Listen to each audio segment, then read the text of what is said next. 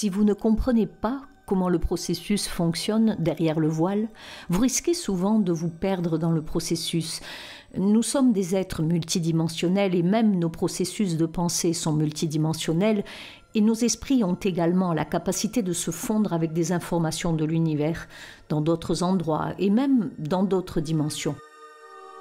Il s'agit là d'une véritable science validée par nos pères. Et nous comprenons maintenant que l'esprit encapsule un flux de conscience multidimensionnelle qui est enchevêtré dans d'autres endroits de l'univers entier et dans des dimensions supérieures, ce qui est énorme. Cela signifie que vous pouvez obtenir des informations de presque n'importe où. Parfois, vous avez une idée géniale.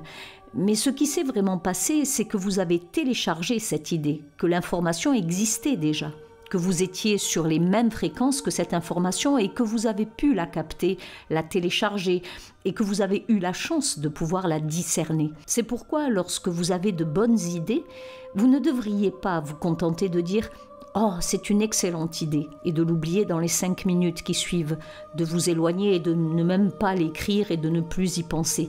Parce que le miracle qui vous a permis d'obtenir cette bribe d'information, de la télécharger, de la discerner et de la reconnaître comme une probabilité est incroyable. Et vous pourriez être l'une des rares personnes, peut-être même dans l'univers, à qui il est arrivé ce moment particulier avec cette information particulière. Nous vivons dans un univers holographique, fait d'ondes et de lumière, de fréquences et de vibrations, et chaque atome fonctionne ou vibre à une fréquence spécifique. Nous vivons vraiment dans une matrice consciente, une matrice faite de lumière, et ce scénario a beaucoup de bonnes corrélations avec cela, et c'est vraiment étonnant. Cette matrice consciente dans laquelle nous vivons est une création intelligente ou peut-être divinement intelligente qui a la capacité d'exécuter des programmes, logiciels et de permettre aux êtres spirituels d'habiter le codage comme d'habiter le corps d'un avatar, comme je suis en train d'habiter ce corps d'avatar en ce moment même. Ce corps n'est pas vraiment moi. Qui suis-je, n'est-ce pas? Qui suis-je donc? Qui est ce moi? Vous le savez? Alors examinons un peu cette matrice. Où trouve-t-on la matrice? Eh bien la matrice elle-même, comme dans le film Matrix, ils ont tiré ce nom de la Bible. Ce nom, le terme Matrix, vient en fait de la Bible. On peut trouver 5 résultats bibliques pour Matrix dans la version King James. Exode 13, 12. Alors tu présenteras à l'Éternel tout ce qui ouvre la matrice, même tout ce qui en sortant ouvre la portière des bêtes. Ce que tu auras de mal sera à l'Éternel. Et aussi dans Exode 13, 15. Car il arriva que quand Pharaon s'obstinait à ne nous laisser point aller, l'Éternel tua tous les premiers-nés au pays d'Égypte, depuis les premiers-nés des hommes jusqu'aux premiers-nés des bêtes. C'est pourquoi je sacrifie à l'Éternel tout mâle qui ouvre la matrice, et je rachète tout premier-né de mes enfants. Mais qu'est-ce que cette matrice dont on ne cesse de parler, ce naître? Qu'est-ce que c'est que ce premier-né dont il parle? En analysant ces versets, on commence à comprendre que ce que l'auteur essaie de nous dire, c'est qu'il y a 2 réalités.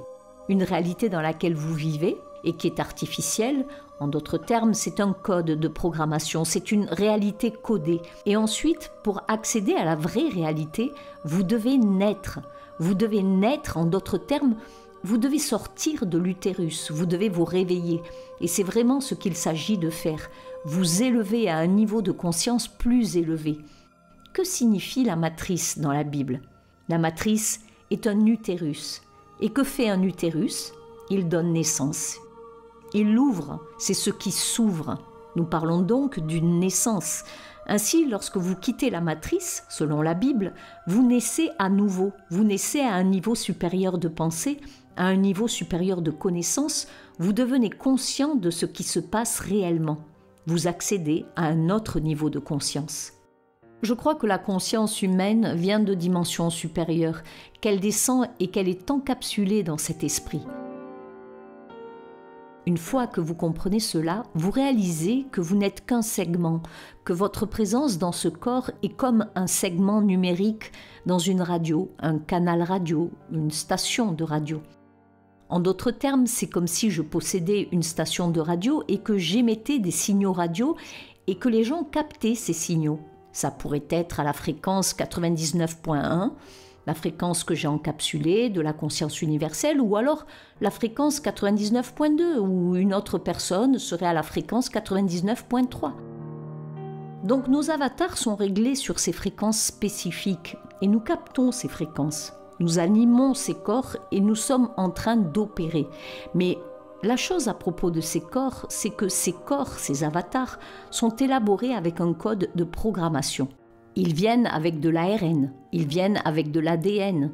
Nous savons pertinemment que nos corps stockent 15 à 20 générations de mémoire épigénétique.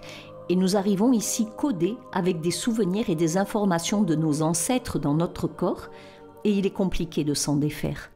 Une autre chose intéressante à propos de notre réalité est que dans cette troisième dimension, ce que nous considérons comme de la matière solide, eh bien ne l'est pas en fait. Nous vivons donc dans cet état illusoire de la troisième dimension où la matière solide est réellement solide qu'en fonction des illusions d'un hologramme projeté par notre esprit.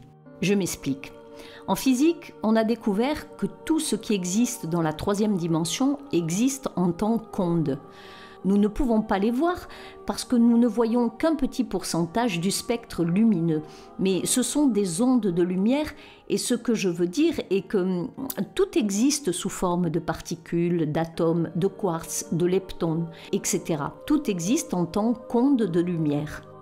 Bien, ce qui se passe, c'est que lorsque un observateur conscient ou une conscience interagit avec ces ondes, celles-ci se transforment en matière solide. Ce que vous voyez ici est la première photo d'une particule qui est en train de passer du stade d'onde à celui de particule. C'est ce que l'on appelle en physique quantique la dualité onde-particule. Ainsi, en physique et en chimie, la réalité onde-particule soutient que la lumière et la matière présentent des propriétés supérieures à celles des ondes et des particules, un concept central de la mécanique quantique. La dualité répond à l'inadéquation des concepts conventionnels tels que ceux de particules et d'ondes pour décrire de manière significative le comportement des objets quantiques. L'idée de la dualité est enracinée dans un débat sur la nature de la lumière et de la matière qui remonte aux années 1600, et nous le savons depuis très longtemps. Isaac Newton et Christian Hawkins en débattaient à l'époque, mais aujourd'hui, enfin, nous avons la confirmation que rien n'existe vraiment ici, à l'exception de la conscience. La conscience est ce qui est vraiment ici. Et ce qui est intéressant, c'est par exemple le fait que je puisse prendre ce bocal. Vous voyez, je tiens ce bocal dans ma main. Vous le voyez, je tiens un bocal.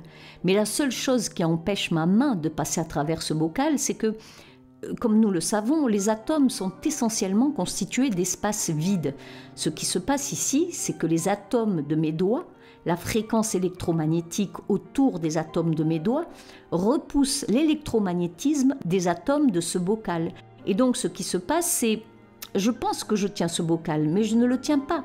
C'est le résultat de la répulsion du champ magnétique. Si je déphase la fréquence atomique de la vibration des atomes de ma main, je peux la faire passer à travers ce bocal, ainsi que le liquide qu'il contient.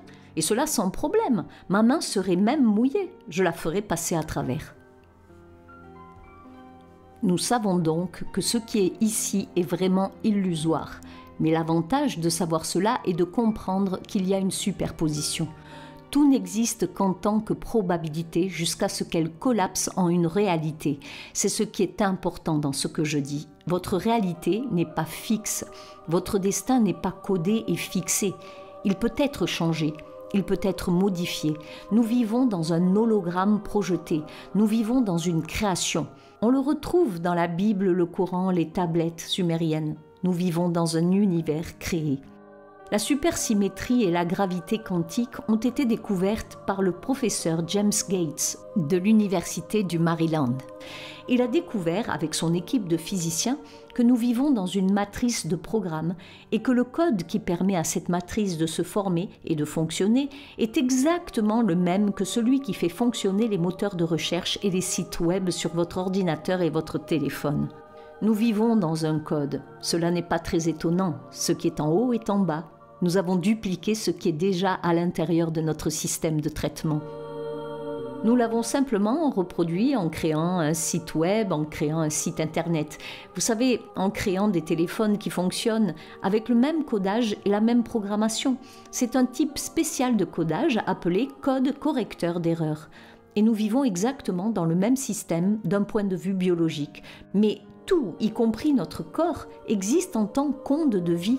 Si vous n'êtes pas chez vous et que vous ne regardez pas votre maison, celle-ci n'est qu'une onde de probabilité.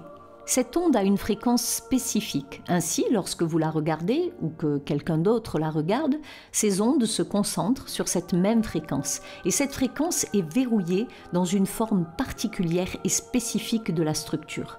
Nous pouvons donc tous identifier le même type de structure lorsque nous la regardons. Quand vous me regardez, je me transforme.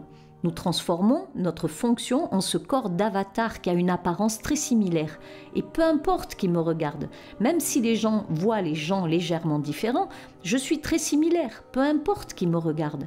Parce que la fréquence qui crée ce corps avatar se transforme. Nous devons apprendre à conditionner la nature de notre réalité. Alors nous devons comprendre certaines choses. Nous allons parler de l'expérience de la double fente. Nous devons comprendre que cette expérience a été réalisée au hasard. Voyons à quoi ressemblent des particules microscopiques sur la paroi arrière d'une boîte si nous les tirons à travers une fente juste pour que nous puissions analyser ce qui se passe quand elles ont un impact contre la paroi. Quelque chose de dingue se produit. Tout d'abord, ils ont commencé à tirer des particules isolées à partir d'un petit pistolet microscopique à travers cette fente. Lorsqu'ils les ont tirées à travers la fente, ils se sont dit « D'accord, une fente crée un modèle numérique ». Puis, ils ont ajouté une deuxième fente. Ce qui est intéressant, c'est qu'une forme d'onde signifie que la particule qui a été tirée par le petit pistolet s'est transformée en une onde lumineuse, une onde de potentiel. Elle a ensuite interagi avec elle-même et a créé un motif d'onde sur le mur du fond.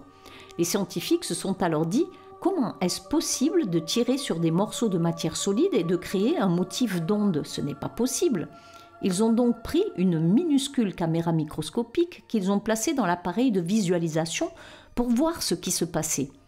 Lorsqu'ils ont placé l'appareil de visualisation pour vérifier ce qui se passait, c'est là que ça devient intéressant. Eh bien, les petits électrons qu'ils tiraient à travers les fentes et qui étaient observés ont alors maintenu leur statut de particules. Une fois observés, ils sont alors restés solides. Le fait de regarder ce qui se passe fait que la particule se dit « Bon, vous me regardez maintenant? Alors je vais être solide. Je vais faire une marque numérique sur le mur du fond. » Lorsque vous retirez la caméra, elle devient une onde. Lorsque vous la regardez, elle devient une particule. Lorsque vous retirez la caméra, elle redevient une onde. Qu'est-ce que cela signifie? Cela signifie deux choses. La première est que les particules, qu'il s'agisse d'un atome, d'un électron ou d'un photon, sont toutes conscientes. Pensez-y un instant. Chaque atome a des électrons en orbite autour de lui, ce qui signifie que chaque atome est conscient, parce que les électrons sont conscients, parce que les électrons peuvent prendre une décision en fonction de ceux qui les observent. Non mais c'est énorme! La deuxième chose est que tout existe d'abord comme une vague de potentiel avant qu'une réalité ne soit créée. Donc, l'importance de ceci est que votre vie n'est pas figée. Il y a des alternatives que vous pouvez prendre dans votre vie. Rien n'est inéluctable. Ce n'est pas parce que vous avez commencé là que vous allez finir là. Certaines personnes, comme moi-même et peut-être quelques autres, se sont dit « Vous savez quoi? C'est ma situation actuelle. Mais je vais briser ce code et je vais me réécrire une nouvelle vie. Et ça ne va pas se terminer comme ça. Ça ne va pas se terminer ici. Et c'est ce qu'il est important que vous compreniez. » Écoutez, ils ont même fait cela avec des photons, avec les mêmes résultats. Ce qui nous montre que les particules sont conscientes. Les particules sont réellement conscientes. Et si vous comprenez ce que cela signifie, vous allez tout traiter avec respect. Pourquoi? Parce que tout est fait de particules et d'atomes, n'est-ce pas? Ce que l'homme a réussi à faire, c'est que nous avons trouvé un moyen ingénieux d'empiler des atomes. Nous prenons des atomes et nous les manipulons. Nous les déplaçons comme des blocs de Lego. Ce téléphone que j'ai dans la main en ce moment n'est rien d'autre que des éléments empilés, des atomes empilés de telle sorte que cela en fait quelque chose que je peux utiliser comme un appareil appelé téléphone cellulaire. Le fait que nous n'avons pas créé les atomes, ils sont là depuis le début des temps. Nous n'avons pas créé cette forme, nous avons empilé les atomes dans un format qui lui a permis de devenir un téléphone. Mais ce que nous avons fait, c'est que nous avons d'abord pensé au téléphone, dans notre espace de conscience. Ainsi, dans l'espace de conscience, le téléphone est devenu réel dans une dimension multidimensionnelle. Et nous avons pris cette pensée multidimensionnelle et nous l'avons ramenée à 2 dimensions en faisant une description détaillée du téléphone. Nous avons ramené cette pensée multidimensionnelle à 2 dimensions en la dessinant sur une feuille de papier avec un design ou même en l'introduisant dans un programme informatique qui reste bidimensionnel, une conception assistée par ordinateur. Une fois le téléphone intégré, nous l'avons fait passer de la multidimensionnalité de l'espace de conscience en 2 dimensions d'abord, puis nous l'avons confié à un ingénieur qui l'a transformé en un objet tridimensionnel que nous pouvons déplacer sur l'axe X, Y, Z dans l'espace-temps. Nous découvrons alors là aujourd'hui que la lumière est synonyme d'intelligence car tout est fait de lumière et chacune de nos pensées que nous avons est une onde lumineuse qui sort de notre crâne. Chaque fois que vous pensez à quelque chose, cette onde lumineuse traverse votre crâne et se propage dans l'espace-temps sans s'arrêter. C'est pourquoi il est important de faire attention à ce que l'on pense. Les pensées sont puissantes et les ondes lumineuses ont un effet papillon. Vous pouvez penser du mal de quelqu'un et cette pensée peut sortir et quitter l'espace-temps en l'encodant dans des données. Alors quelqu'un d'autre peut capter cette fréquence. Il peut télécharger cette même fréquence de pensée que vous venez de laisser sortir de votre esprit. Et cela peut-être il y a des années. Et à présent, il opère sur cette fréquence aussi. Il l'a intégrée dans son code de programme et maintenant, il agit sur cette fréquence contre quelqu'un d'autre. Nous ne comprenons pas vraiment à quel point ce corps avatar est puissant et nos corps envoient et reçoivent des informations sans fil par l'intermédiaire de l'ADN. Il a été scientifiquement prouvé que l'ADN est capable d'envoyer et de recevoir des informations. Les scientifiques ont pris 1 gramme d'ADN et ils ont pu encoder des données dans l'ADN.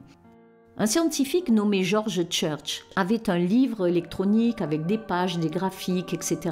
Et il a converti les 0 et les 1 du livre électronique en ATCG, ce que l'ADN lit. Puis il a téléchargé ce livre sur l'ADN, l'a stocké dans un volume et a répliqué le livre 80 milliards de fois sur 1 gramme d'ADN. Puis il a converti ces ATCG en 0 et 1 et l'a à nouveau retéléchargé sur le serveur sous la forme d'un livre numérique à nouveau. Nous savons donc que l'ADN stocke des informations dans un volume et qu'il peut stocker des informations numériques.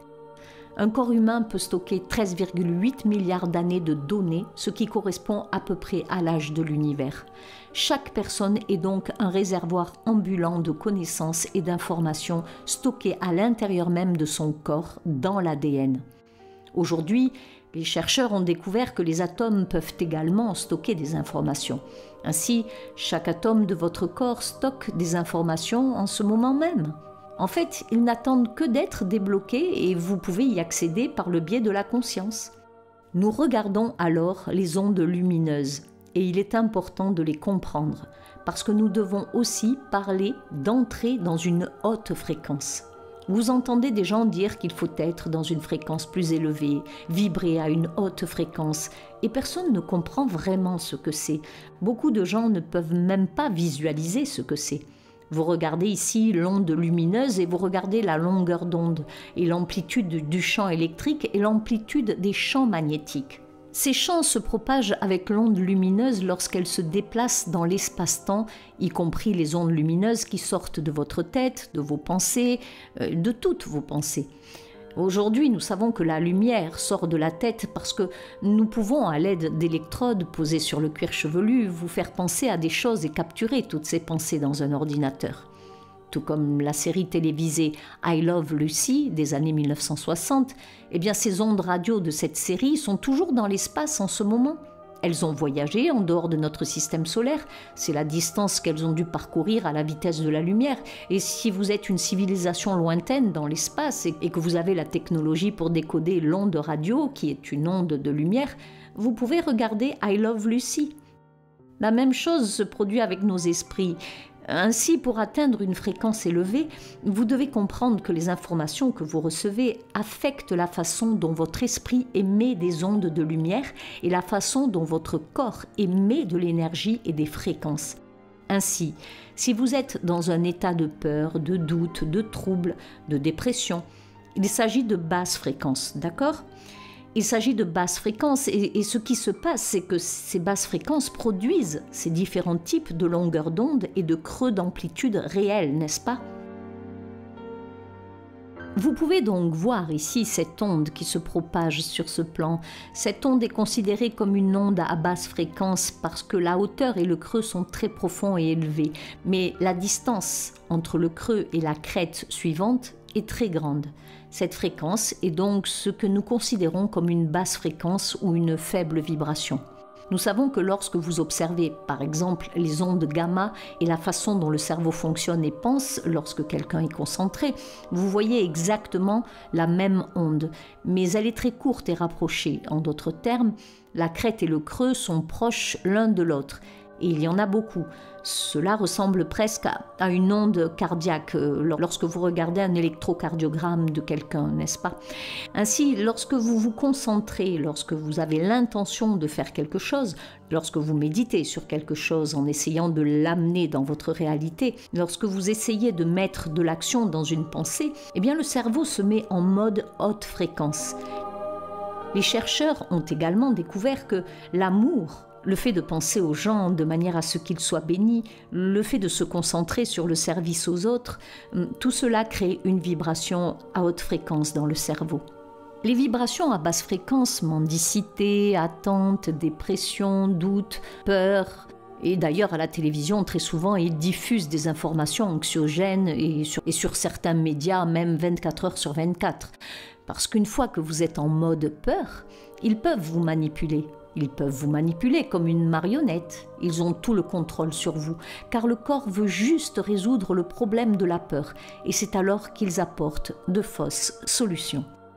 Nous existons dans un état de superposition, nous existons dans un état où il y a beaucoup de probabilités, et maintenant nous opérons dans ce qu'on appelle le principe hermétique de cause à effet, où chaque décision que nous prenons va avoir une conséquence. Cela peut être une bonne conséquence ou une mauvaise conséquence, mais il y aura une conséquence.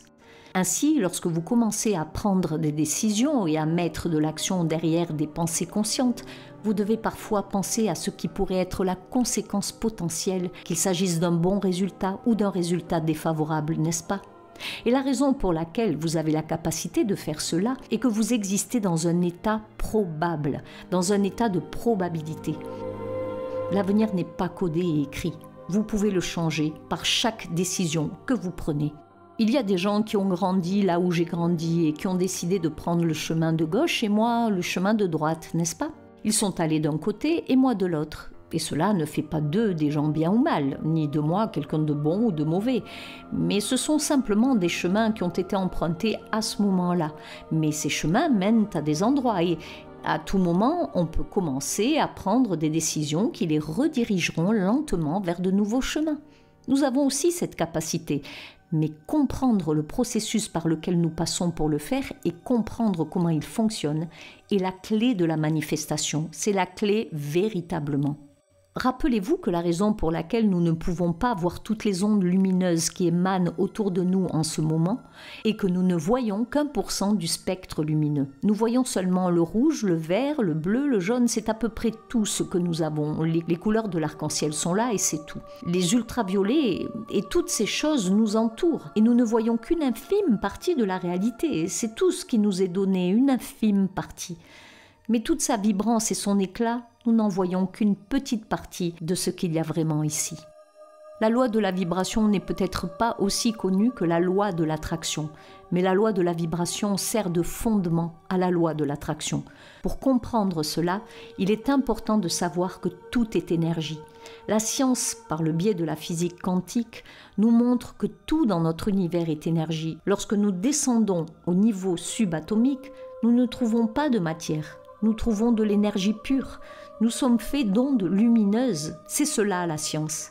Il est important de comprendre ce qui se passe ici parce que lorsque vous vous lancez dans la manifestation et que vous comprenez que nous devons nous synchroniser avec l'information, nous devons nous synchroniser avec la réalité que nous voulons. Par quoi? Eh bien par les ondes lumineuses. La manifestation n'est pas seulement une croyance. Beaucoup de gens pensent que la manifestation est une croyance. Oh, je vais obtenir cette chose, oh, je vais obtenir ceci, je vais gagner ceci, je vais avoir ce que je veux. Mais malheureusement, la manifestation est souvent mal comprise et trop de gens décrivent la manifestation comme un système de croyance plutôt que comme quelque chose qui va naturellement se produire. Et en disant simplement que vous allez obtenir quelque chose, je vais obtenir ceci, cela ne va pas vraiment se faire. Il se peut que des situations soient alignées, qu'elles se soient produites pour vous. Mais si vous examinez les résultats obtenus au fil du temps, vous constaterez que la probabilité que cette chose se produise, quelle qu'elle soit, après de multiples tentatives, est très faible. La manifestation nécessite un processus par lequel beaucoup d'élites du monde, beaucoup de gens très très riches, des gens super riches, comprennent les concepts, les exploitent et les utilisent quotidiennement comme beaucoup de grandes communautés scientifiques aussi. Ces domaines de manifestation et de compréhension d'un grand nombre de techniques et de choses dont je vous parle aujourd'hui, eh bien ils les comprennent, ils les pratiquent et elles fonctionnent toutes. C'est bien réel, c'est réel et cela fonctionne réellement, y compris les gens qui écrivent les manuels scolaires et tout le reste quand nos enfants vont à l'école. Ils savent exactement quel avenir ils leur créent. Ils veulent créer une multitude de gens ignorants et faire briller seulement quelques ampoules à la fois qui monteront au sommet alors que tout le monde ne restera qu'une petite lumière très très faible. Et c'est exactement ce qu'ils veulent, parce que par cette méthode, ils peuvent maintenir pouvoir et contrôle sur les masses. Alors cherchons ce que signifie la manifestation. Avant d'examiner la science derrière la manifestation, développons une compréhension générale de ce qu'est la manifestation. Le terme signifie que la manifestation fait référence à un signe physique, indiquant que quelque chose se produit et se solidifie dans la réalité. Elle existe d'abord comme une possibilité. La manifestation signifie surtout apporter quelque chose de tangible dans votre vie par l'attraction et votre système de croyance. Il ne suffit pas d'avoir des pensées superficielles. Il faut en réalité croire vraiment que vous serez capable de transformer vos rêves en réalité. Cela signifie que vous devez être capable de visualiser et d'expérimenter à quoi cela ressemblerait pour atteindre des objectifs spécifiques. La raison en est que la manifestation de votre système nerveux est une approche holistique de l'établissement d'objectifs, en adaptant votre état d'esprit et vos comportements. Cela signifie concrétiser vos rêves en vivant vos objectifs. Je le répète, en vivant vos objectifs. En d'autres termes, ce processus de manifestation doit être très ancré chez une personne une fois qu'elle l'assume et l'active réellement. Une fois que vous l'avez vraiment peaufiné, il devient chaque partie de chaque fibre de votre corps, de votre système nerveux. Et c'est exploité dans l'ensemble de votre système nerveux central. Vous commencez à vous fixer des objectifs et à les atteindre, petit à petit, un pas après l'autre, et vous vivez la manifestation en temps réel. Je vous donne un exemple puisque nous sommes ici sur une chaîne YouTube. Mettons que je veuille arriver à 1 million d'abonnés. Durant mon cheminement, je ne dis pas seulement que je veux 1 million d'abonnés. La première chose est que je dois me fixer des objectifs. J'ai donc projeté des images en correspondance à ce million d'abonnés. Je dois y parvenir à cette date, je me fixe une date à laquelle je crois que ce soit possible. Je dois croire profondément que ce soit possible, avec un certain nombre d'émissions produites à cette date. Et en faisant cela et en atteignant ces critères, je vis la manifestation. Elle devient une réalité en temps réel. Donc, je vis mes objectifs à l'intérieur de la manifestation réelle sur mon chemin jusqu'au but ultime, qui est important parce que cela nécessite des étapes concrètes. Si vous ne disposez pas de mesures concrètes pour parvenir à ce que vous essayez de manifester, vous n'y arriverez pas. Vous ne pouvez souhaiter et espérer que cela arrive pour vous qu'en ayant mis en place des mesures concrètes pour manifester tous vos désirs et vos rêves.